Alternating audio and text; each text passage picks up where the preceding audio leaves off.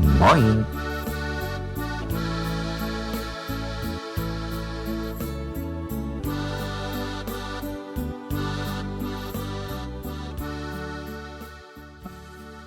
Do you hear what I hear? How languages are heard, felt, and judged. About owls and nightingales. Italian is the most beautiful language on earth. German is a harsh language. French sounds really elegant, romantic, and sophisticated. Dutch sounds like a throat disease. Australians sound common. Chinese is totally exotic and weird. Danish is a speech defect. Yiddish is cute and funny. Yes, these are just a few of many things I've heard people say in my life. A life full of fascination and love for languages. I myself don't have such generalized images of languages in my head, or I no longer do. But I understand why other people might still have them. I'm definitely not condemning them. I just hope to help shed some light on the processes involved here. In this introduction, I will be entering an interesting and perhaps also touchy area of discussion. Why touchy? Because it deals with subjective personal perception. It enters the realm of not only sociolinguistics, but especially psycholinguistics. If you don't know exactly what these two big words mean, you'll probably get a better idea if you keep watching and listening. I do have an academic linguistics background, but I'm neither a sociologist nor a psychologist. So, right from the start, my apologies to all sociologists and psychologists out there. At any rate, if you have none of those backgrounds, you don't need to get scared off, because I intend to leave our feet squarely on the ground here. As you surely have gathered by now, we are going to deal with preconceived ideas when we talk about the ways people perceive languages other than their own. But again, try not to be scared off by this either. We all perceive and evaluate things we encounter all the time. And the way we do this has to do with personal conditioning and experience. In other words, people, all people, have a hard time doing it objectively. It's the way we are wired. So, no, I'm not going to point the finger at anyone, and I try not to be judgmental. Like all other humans, I have my own set of preconceived ideas, emotional reactions regarding languages and other things. On the other hand, I don't intend to dismiss this topic by simply saying there's no accounting for taste. Because in my opinion, we're dealing with more than just taste. Surely you know the adage, beauty lies in the eye of the beholder. And you understand its meaning. Usually, we use it with reference to physical appearance, oftentimes to music and voices as well. You can also keep this in mind when dealing with languages. There's a well-known Low Saxon, Low German saying, "Wat den een zien uur is den ander zien nachtegaal." It means something like one person's owl is another person's nightingale. I think it fits nicely since we're primarily dealing with sound here. So let's briefly explore the array of owls, nightingales, and other proverbial birds and the way we perceive, stereotype, and even judge languages other than our own.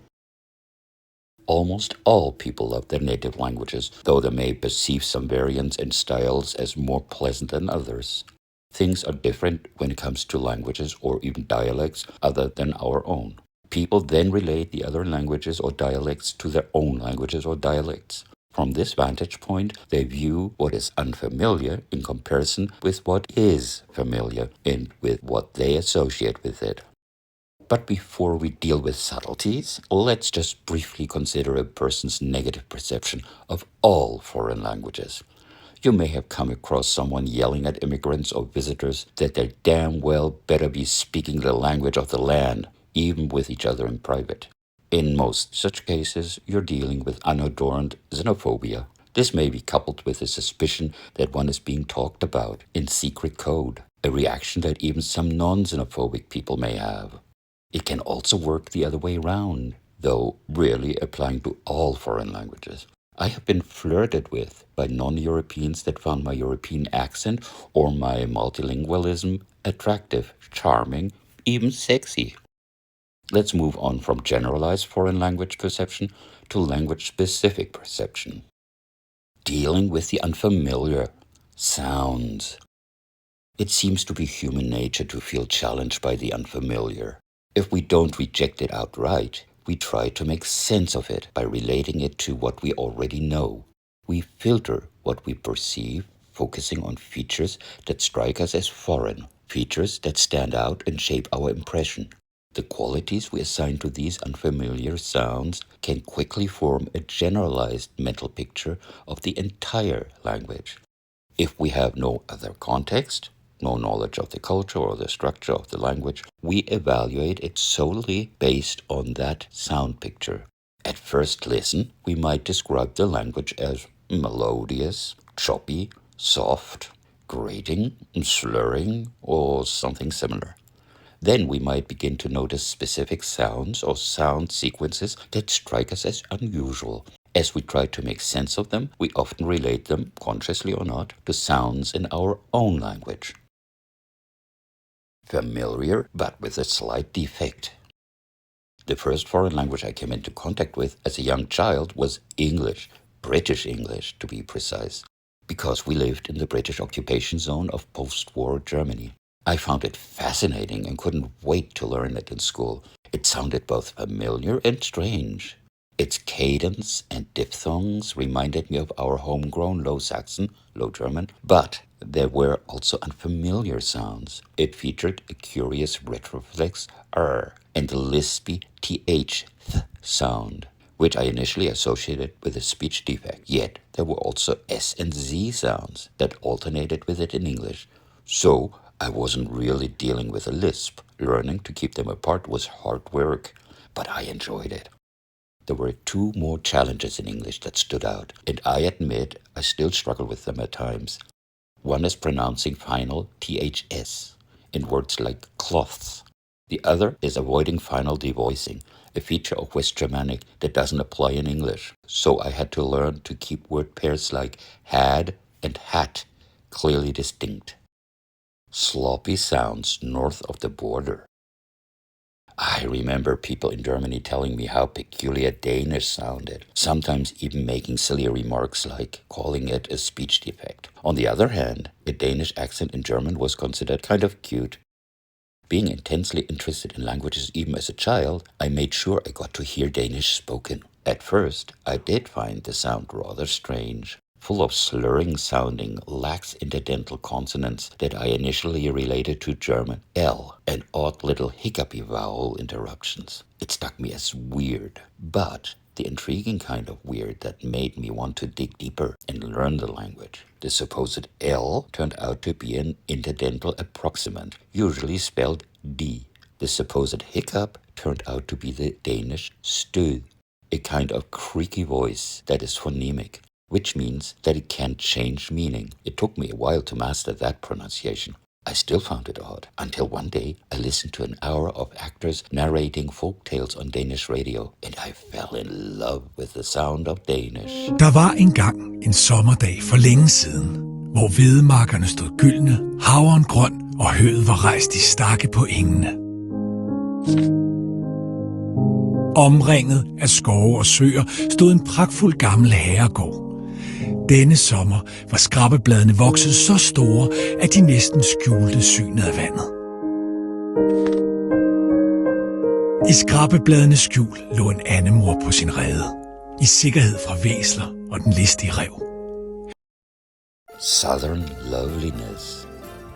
I grew up in the 1950s when Italy was all the rage in the northern half of Europe. Triple-colored ice cream, candle wax dripping down Chianti bottles, sunny scenes printed on wallpapers, and the sound of Italian in wonderful post-war movies and songs. Overall, a romantic, positive image that carried over to the sound of the Italian language.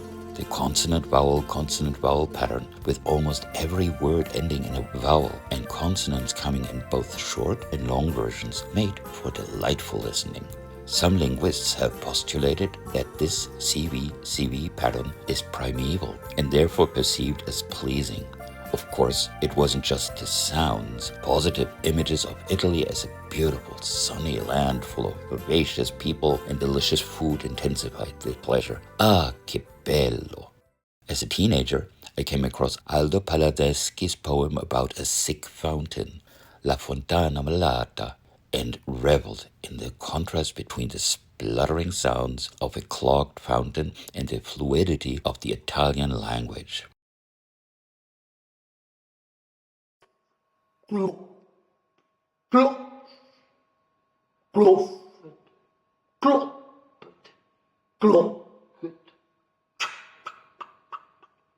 E giù, nel cortile, la povera fontana malata.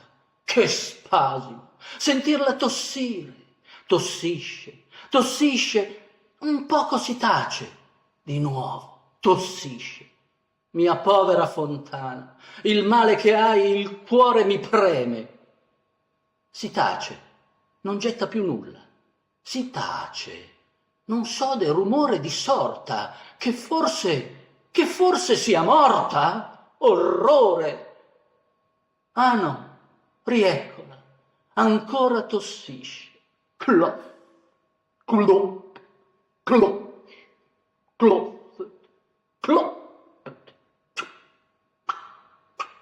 La tisi l'uccide. Dio santo, quel suo eterno tossire mi fa morire. Un poco va bene, ma tanto che lagno. Ma, vabbè, Vittoria, andate, correte, chiudete la fonte, mi uccide quel suo eterno tossire. Andate, mettete qualcosa per farla finire, magari morire. Madonna, Gesù, non più, mia povera fontana, col male che hai, finisci, vedrai, che uccidi me pure. Clop, clop, clop, clop, clop, clop.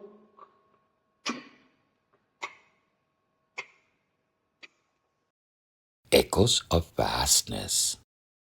At first, I dabbled only in some Indo-European languages of Europe. Then I ventured into a Uralic language, Finnish.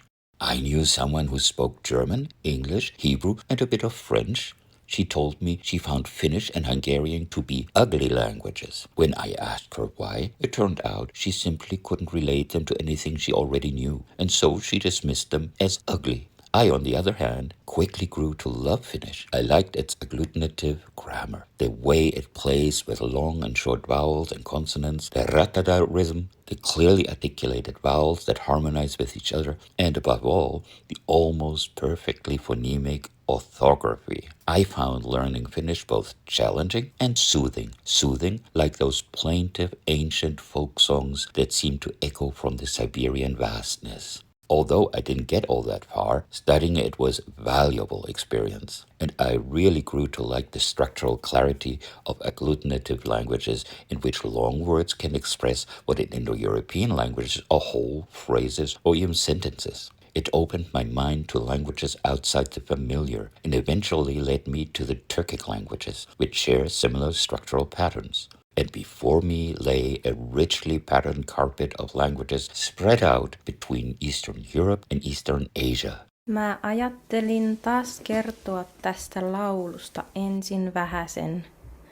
Mutta jos sä haluat hypätä suoraan kuuntelemaan sen laulun, niin videon kuvauksesta löytyy aikaleimat. Venehellä soutelen on erityyppinen laulu kuin Ketolan Jukka. Tässä ei kerrota mitään kovin selkeää tarinaa, vaikka tästä saakin jonkinlaisen käsityksen siitä, missä olosuhteissa laulu on kenties kirjoitettu. Dealing with the unfamiliar, image. So far, I've been talking about how we perceive languages and dialects other than our own with regard to sound. Often, this applies to languages and dialects we know little or nothing else about, but most of the time we do know more about their speakers, their cultures, their geographical and geopolitical positions. So, aside from sound perception, our minds tend to be shaped by these other elements, forming broader images of those languages. Almost inevitably, this leads to generalizations and, yes, to preconceived ideas. These mental pictures can even influence the way we hear the sounds of those languages and the people who speak them. Not long ago, a supposedly well-educated American said to me, "So I take it you were raised with that harsh language, German, right?" I realized she, like many others around the world, had been influenced by the long-standing media image of Germans as Nazis, an image compounded by certain phonological features of German. Glottal stops before all initial vowels, consistent devoicing of final consonants, and, yes, those notorious guttural fricatives. But other languages have those features too, Dutch, Hebrew, and Yiddish among them. Yet their images are quite different. Loneliness, loss, and longing. I have a relative who strongly dislikes Low Saxon, Low German, our ancestral language, which she neither speaks nor understands. She associates it with low-class upbringing, with longshoremen and farming folk. She strives to speak the highest of High German, which she considers socially and professionally advantageous, and she's probably right about that. She also has a very strong liking for French culture and language, which she sees as symbols of sophistication and refinement. I, on the other hand, revel in and champion Low Saxon, the heritage language my urbanized elders tried to withhold from me. As for French, I find it interesting, and I like it neither more nor less than other languages. In the early 1970s, I met German-born and raised Jews in Israel who told me they considered Yiddish low prestige and somewhat embarrassing. To them, it was a kind of debased German, spoken with an East European accent. When I reminded one of them that his ancestors probably spoke West Yiddish, he waved it off. That was then. In his view, Yiddish was a symbol of Eastern European backwardness. I even met a native speaker of Yiddish who felt similarly. Take a look at popular American books about Yiddish.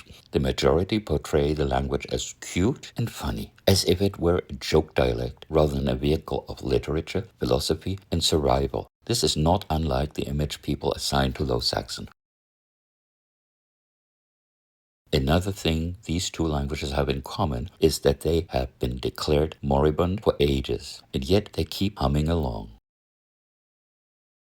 But then I have a friend to whom Yiddish has the sweetest sound in the world. Why? Because it was the language of his long-gone grandparents, his parents' secret language. After his grandmother suffered a stroke, she lost her English, and he could no longer communicate with her. That silence haunts him. The lost connection burdens him with the grief that idealizes the language she once spoke. For him, this isn't just a language. It's a lullaby he can't quite remember. Ja, ich habe noch einen Bruder, einen älteren. Wir gewachsen in der jüdischen Sprache, bei uns alle sind Jiden. Wir sind von der Seite ist von der russischen Sprache, bei ihm gewesen sieben Kinder. Und der Seite gewesen der Mensch, wo wir allemal gewählt haben, wir reden auf Jiddisch und übergegeben allem an anderen und will dann bis ein Territorium, wo nach Hof bis 120 oder 150, wir noch lang mit dem Reden auf Jiddisch. Dave, ik kan me erinnern, wat eens goud, reep nou durch de drusige Düsternis, kein ander. So weit was dat tevoren nog niet kom.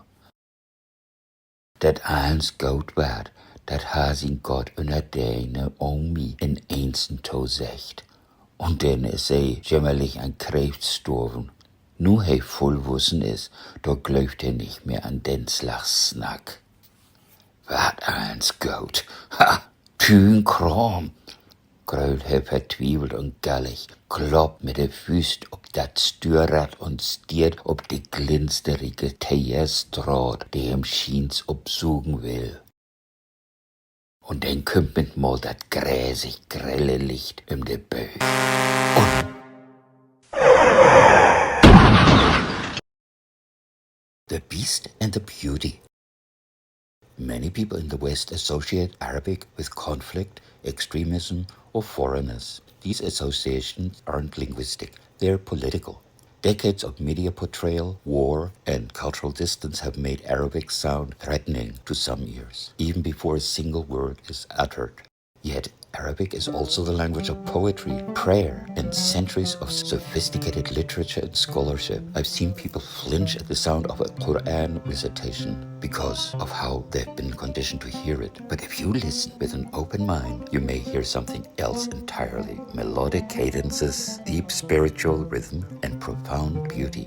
I remember with fondness the Palestinian parties where ancient ballads were recited late into the night, voices rising, pausing, laughing. And I will never forget the sound of the call to prayer in Jerusalem, Istanbul, and Sarajevo. Soothing and rousing at the same time. These are among the most beautiful sounds I've ever heard. بسم الله الرحمن الرحيم الحمد لله رب العالمين الرحمن الرحيم مالك يوم الدين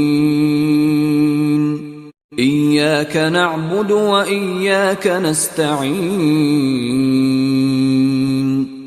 اهدنا الصراط المستقيم صراط الذين أنعمت عليهم غير المغضوب عليهم ولا الضالين.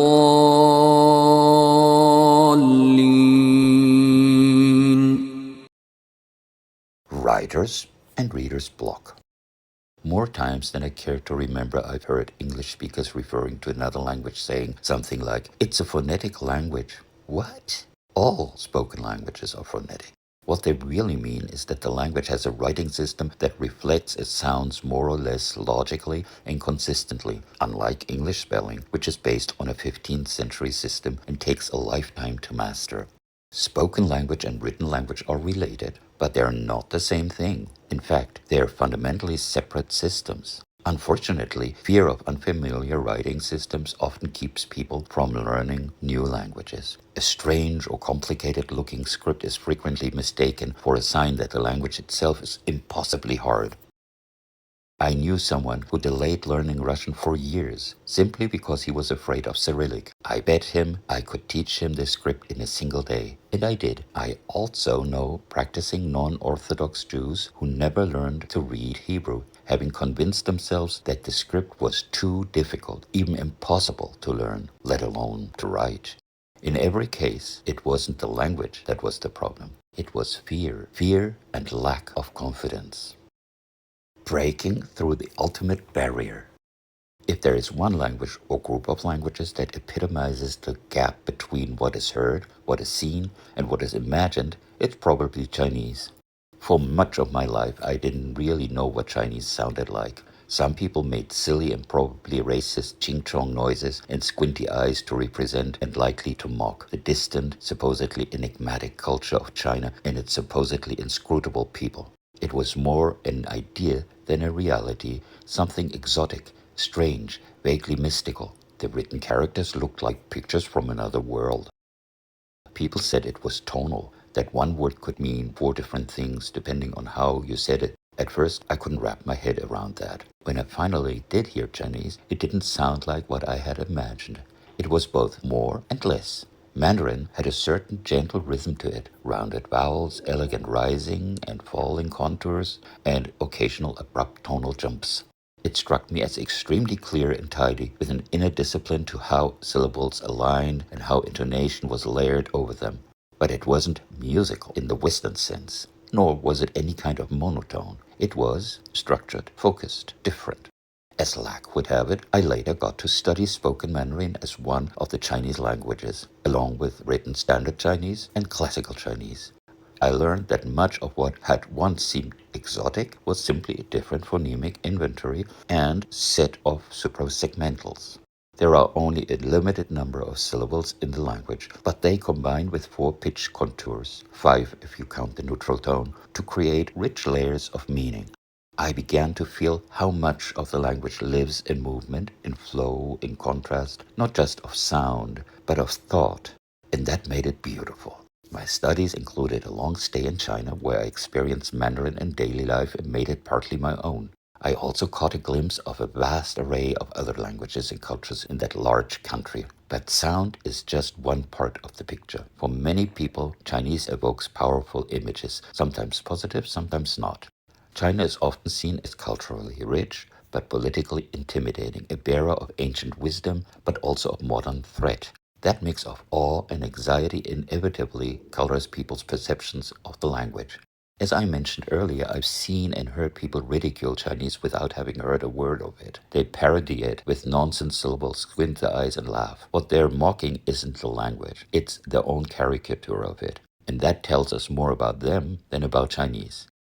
On the flip side, I've met people who revere Chinese as a vessel of ancient philosophy, of powerful poetics. That, too, is a caricature of sorts, just with a different emotional balance. As for me, once I got to know Chinese more closely, I found it to be precise, efficient, and surprisingly poetic. Poetry in Chinese often works with vivid compression, with tones and homophones playing off each other, and with subtle visual references embedded in the written characters. Once, reading a tongue poem aloud, I realized I had no idea what a passerby might be hearing. Probably not a beautiful poem, just an unfamiliar sequence of high and low tones. But to me, it carried emotional weight. It was speaking a thought across my home continent of Eurasia, across centuries. The Chinese script adds a whole other layer. When I first studied it, I saw it as an obstacle. Over time, it became an art form. Characters aren't just symbols, they're memories, both cultural and phonetic. Some retain echoes of their ancient shapes and meanings. They root language in space as well as in sound. No other language has made me so aware of the split between what we think we hear and what is really there. In Chinese, image and sound form a kind of mirror, each reflecting the other, sometimes distorting, sometimes clarifying. And that mirror has made me more aware of my own filters, my own assumptions, my own projections. When we hear Chinese, are we really hearing it, or are we hearing ourselves? Here's a brief sample of that kind of poetry. 茅屋为秋风所破歌，唐·杜甫。八月秋高，风怒号，卷我屋上三重茅。茅飞渡江洒江郊，高者挂卷长林梢，下者飘转沉塘坳。 From apprehension to appreciation. Languages aren't just tools for communication. They're mirrors of how we see others and how we see ourselves. Chinese, perhaps more than most, reveals the distance between sound, script, and stereotype. But the closer we listen, not just with our ears, but with our minds, the more those distances begin to shrink. And in that space, something new can take shape. Not just understanding, but connection. An end to fear of the unknown, an appreciation of each language as a gift, a thing of great beauty. Wrapping it up, hearing with the heart. At the end of the day, we don't just hear with our ears. We hear with our hearts and minds, shaped by experience, culture, and emotional resonance. Language is sound, yes, but it's also memory, identity, belonging, and sometimes rejection. Always, we need to keep in mind that language is an expression of culture and, more basically, of how we perceive the world, and at the same time, it conditions culture and the worldview. My hope with this piece is to invite you, dear viewer, to become more aware of how and why certain languages make you feel the way they do. It's not about liking everything equally, but about listening a little more deeply and judging a little bit less quickly.